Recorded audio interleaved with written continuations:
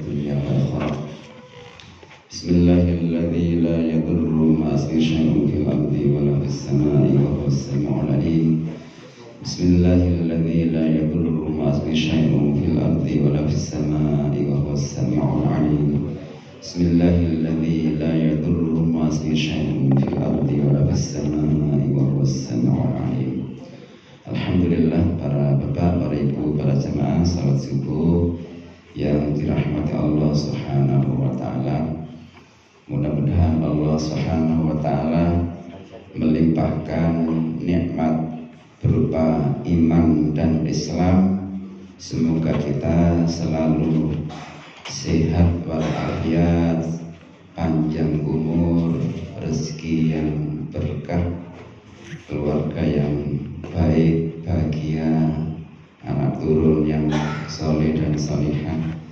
Mudah-mudahan semua hajat dan kebutuhan kita yang baik dikabulkan dan dimudahkan Allah Subhanahu wa taala. Semoga kita senantiasa istiqomah menjalankan ibadah kepada Allah Subhanahu wa taala.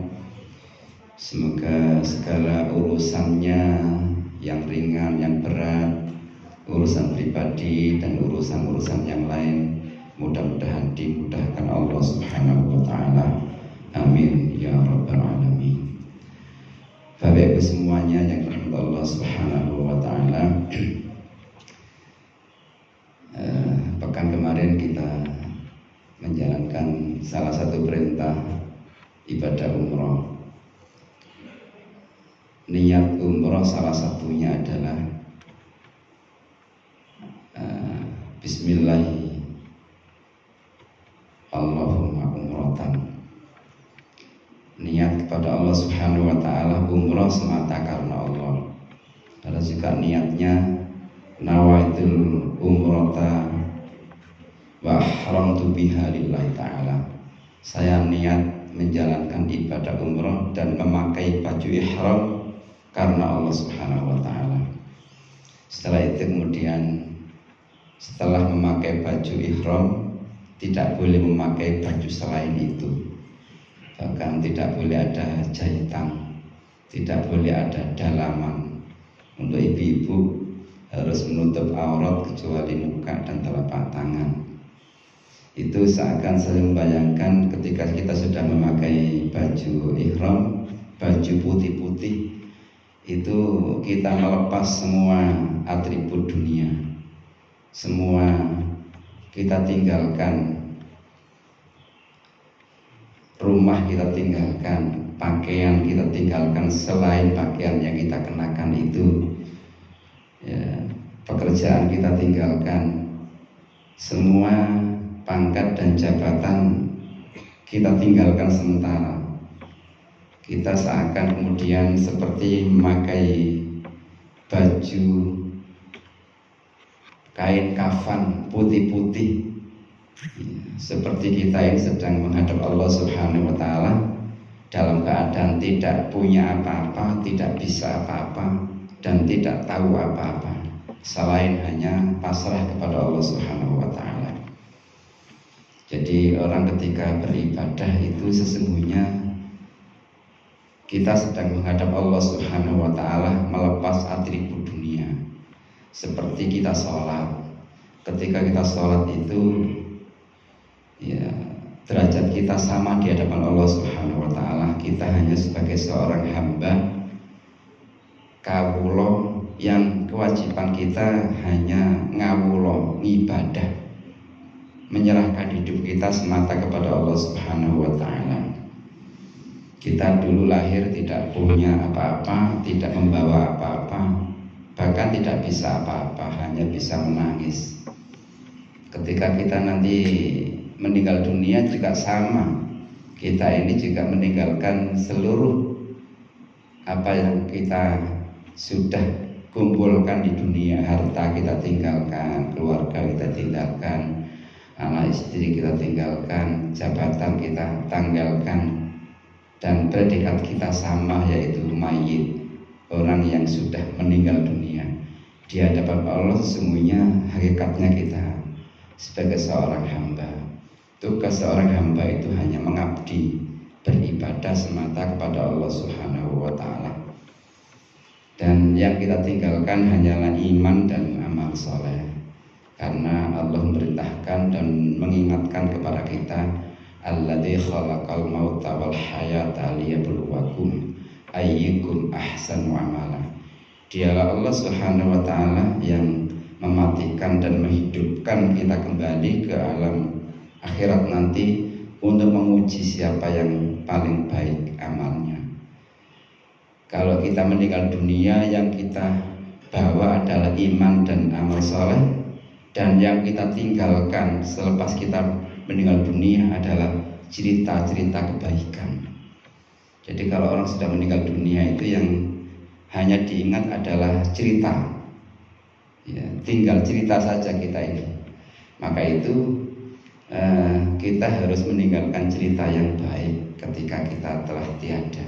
Oh, si fulan itu dulu ibadahnya seperti ini, orangnya dermawan, orangnya santun, tutur katanya baik, akhlaknya baik, orangnya suka senyum, orangnya selalu ramah.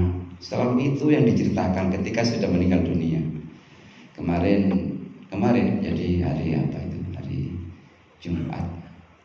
Iya, hari Jumat itu salah satu jamaah kami di Kutisari Indah Utara meninggal dunia karena naik tangga membetulkan tandon kesetrum, meninggal dunia seketika di atas genteng, seketika itu.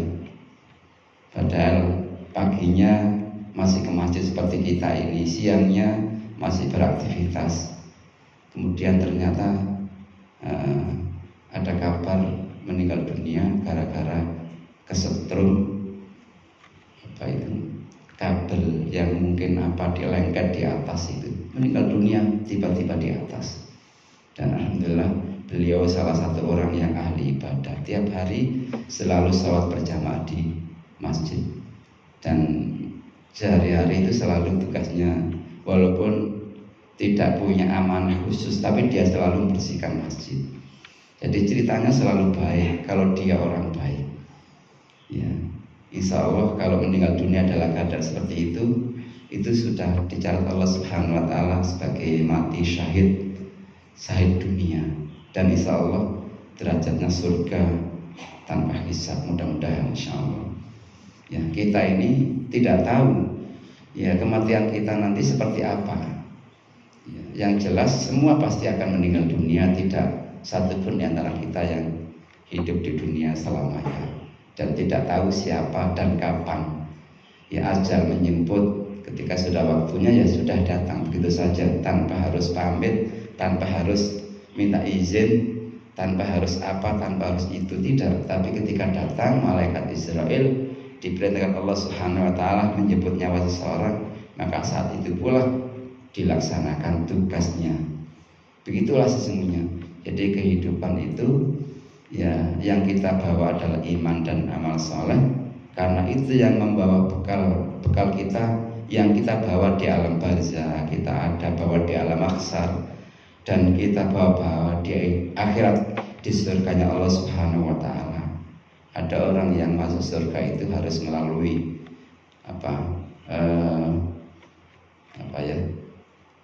pintu yang sangat berat dan lama. Jadi saya membayangkan ketika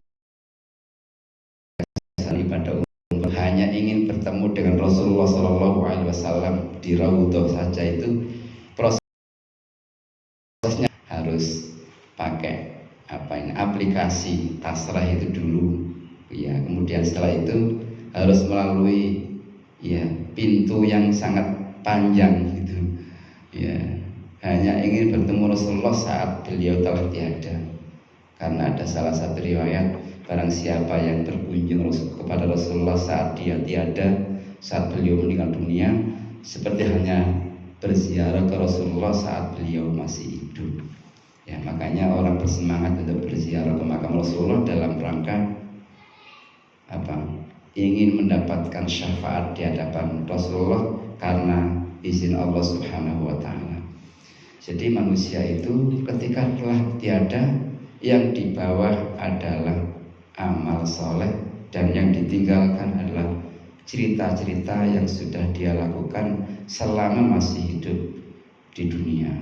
Orang itu pasti akan cerita sesuai dengan apa yang ada, tidak mungkin dibuat-buat, ya, sesuai dengan fakta yang terjadi. Siapapun manusia pasti pada akhirnya adalah akan membawa cerita-cerita, cerita baik dan cerita buruk. Kalau orang baik pasti yang diceritakan kebaikan terus, ya, dan akan menjadi teladan bagi kita yang masih hidup. Dan kita pasti akan mencari teladan seseorang yang sudah meninggal dunia. Ada tokoh-tokoh tertentu yang menjadi figur dan bisa kita teladani. Dan teladan terbaik tiada kecuali baginda Rasulullah SAW. Jangan sampai kemudian anak cucu kita ini bercerita tentang diri kita, tentang keburukan dan hal-hal yang tidak baik. Na'udzubillah.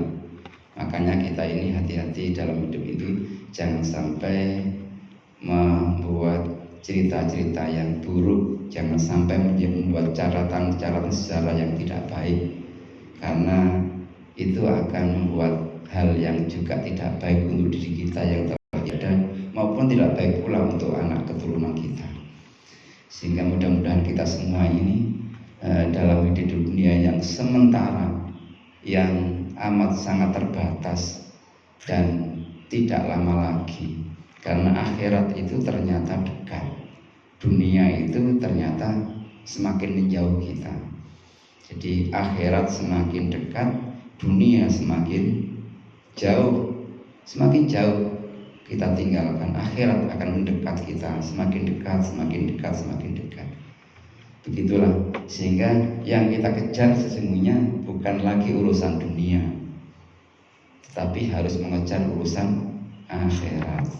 Karena akhirat itu akan mendekati kita, maka kita kejar agar yang akan kita dapatkan itu kebaikan, menjemput akhirat dengan amal soleh, dan meninggalkan dunia dengan cerita-cerita kebaikan kita yang kita bawa selama kita di dunia. Maka itulah kita harus optimis, hidup itu harus semangat melakukan amal-amal kebaikan. Sekecil apapun amal kita itu akan bernilai amat sangat besar di hadapan Allah Subhanahu wa Ta'ala.